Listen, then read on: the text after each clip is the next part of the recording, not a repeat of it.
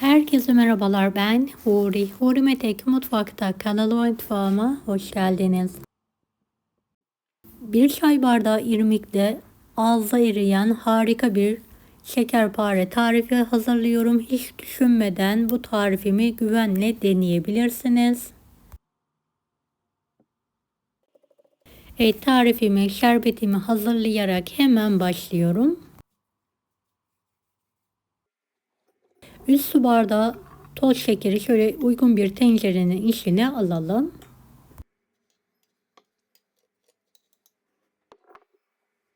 3,5 su bardağı içmiş suyunu üzerine ilave edelim.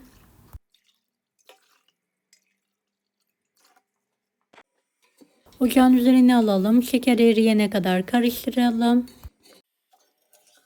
Şöyle küçük bir dilim limonun suyunu sıkalım.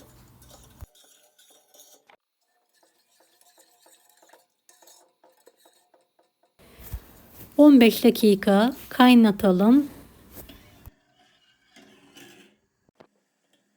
Şerbetimizi ılımaya bırakalım. 125 gram tereyağı, 1 çay bardağı sıvı yağ, 2 adet yumurta, bir tanesinin sarısını üzeri için ayıralım. 1 çay bardağı irmik, 1 çay bardağı toz şeker,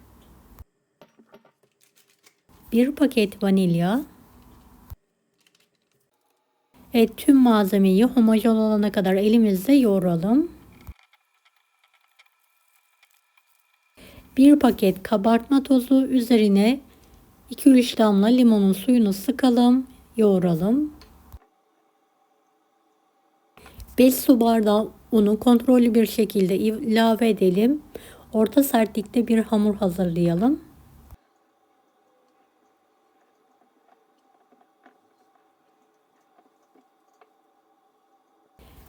Hamuru toparlayarak yoğuralım.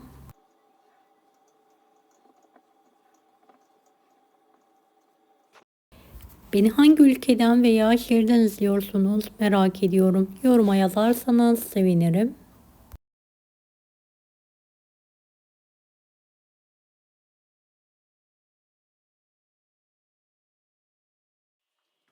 Evet, hamurun kıvamını sizlere yakından göstermek istiyorum. Ele yapışmayan, yumuşaktan hafif sert olacak şekilde kıvamı var. Cevizden biraz büyük parça kopartalım. Elimizde silindir haline getirelim. Hafif bir şekilde bastırarak kenarlarını da sivri yapalım.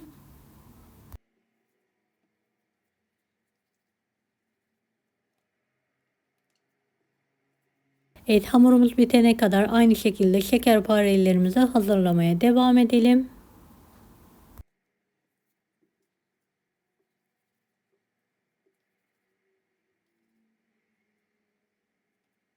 Dilerseniz yuvarlak olarak da hazırlayabilirsiniz.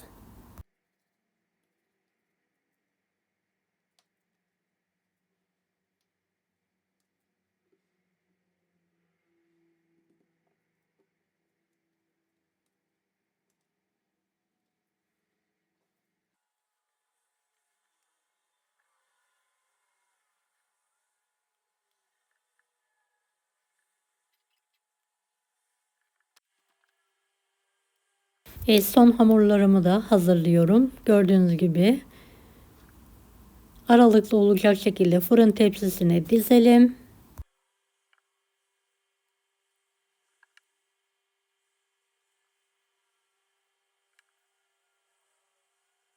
Üzeri için bir tane yumurta sarısına 1-2 damla limonun suyunu çok az da sıvı yağ gezdirerek fırça yardımıyla sürelim.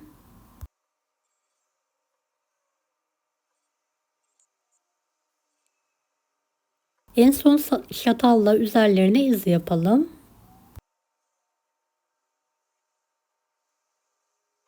Önceden ısınmış 175 dereceli fanlı fırında kızartalım. 10 dakika sonra dereceyi 165 dereceye düşürelim. Tatlım harika bir şekilde pişti, fırından çıkartıyorum. Hiç bekletmeden sıcak tatlıya sıcağa yakın şerbetimi gezdiriyorum.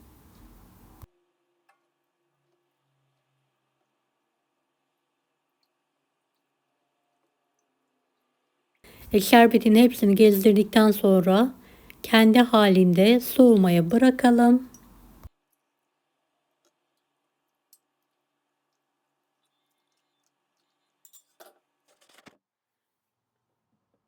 Tatlım tamamen şerbetini çekti. Gördüğünüz gibi çok az kaldı.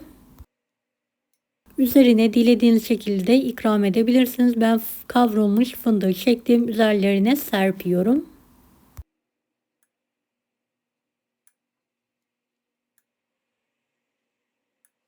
Yumuşacık, ağızda eriyen muhteşem bir tarif oldu. Hiç düşünmeden bu tarifimi deneyin.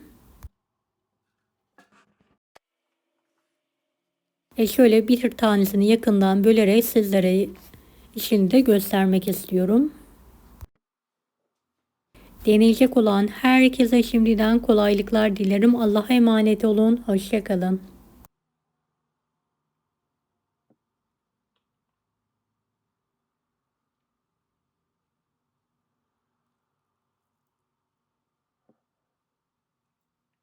Daha farklı tarifler için bunları da izlemeyi unutmayınız.